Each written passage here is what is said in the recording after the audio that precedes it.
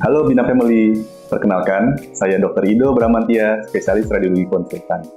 Hari ini, saya akan memberikan edukasi seputar radiologi anak.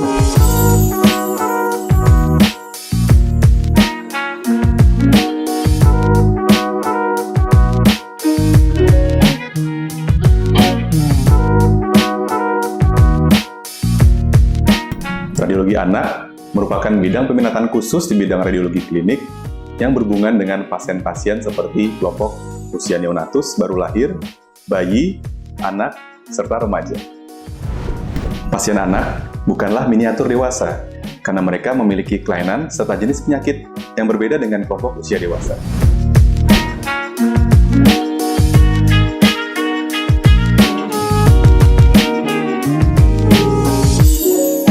Pasien-pasien pada usia anak memerlukan persiapan, lingkungan yang sesuai, pendekatan, serta protokol pemeriksaan khusus untuk usia mereka.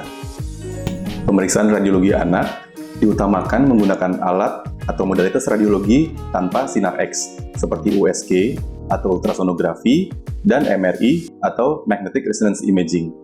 Namun, bila dibutuhkan pemeriksaan yang menggunakan sinar X, seperti ronsen, fluoroskopi, atau CT scan, maka semuanya itu akan dilakukan dengan dosis radiasi seminimal mungkin, sesuai dengan asas kami, yaitu proteksi radiasi, atau penggunaan radiasi sekecil mungkin yang menghasilkan imaging atau kualitas gambar sebaik mungkin yang bisa dilakukan diagnosis.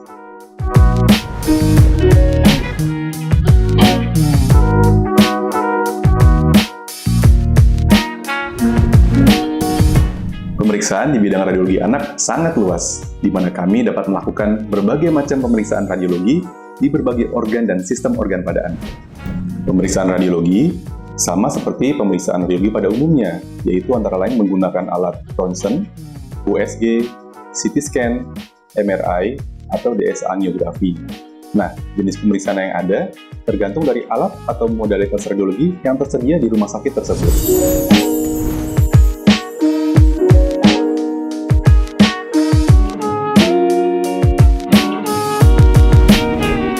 Secara khusus pada pemeriksaan radiologi anak atau secara umum pada pemeriksaan radiologi lainnya.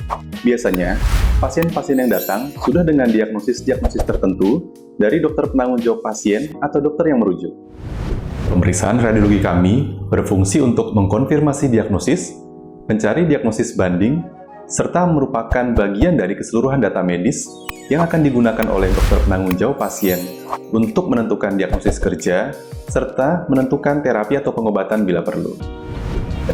Pemeriksaan di bidang radiologi anak yang paling sering antara lain: 1. Pemeriksaan USG kepala pada bayi prematur atau bayi dengan resiko tinggi.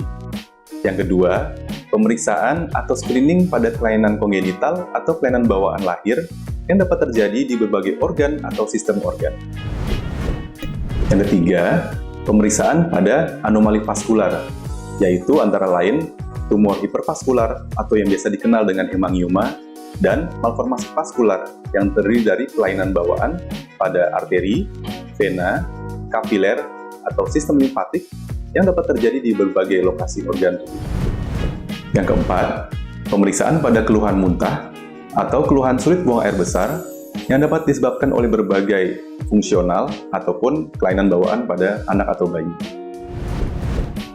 Yang kelima, bayi kuning atau ikterus yang dapat disebabkan oleh berbagai etiologi atau penyebab, dan salah satunya yaitu kelainan pada sistem hepatobiliar. Yang keenam, berbagai jenis tumor, baik jinak maupun ganas pada anak di berbagai organ ataupun sistem organ. Yang ketujuh, di area perut bagian bawah, kasus yang sering yaitu hernia pada anak dan kasus buah zakar yang tidak turun. Serta berbagai keluhan nyeri perut pada anak, baik spesifik maupun non-spesifik, yang dapat juga bersifat emergency.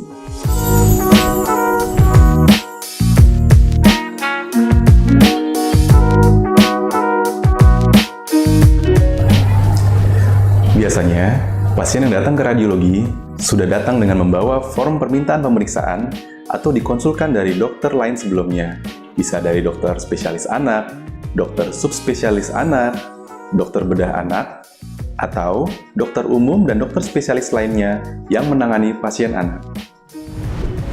Syarat khusus lainnya biasa seputar urusan pra-pemeriksaan. Contohnya, pada pemeriksaan USG abdomen atau perut, pasien diminta untuk puasa sesuai dengan range usia dan durasinya.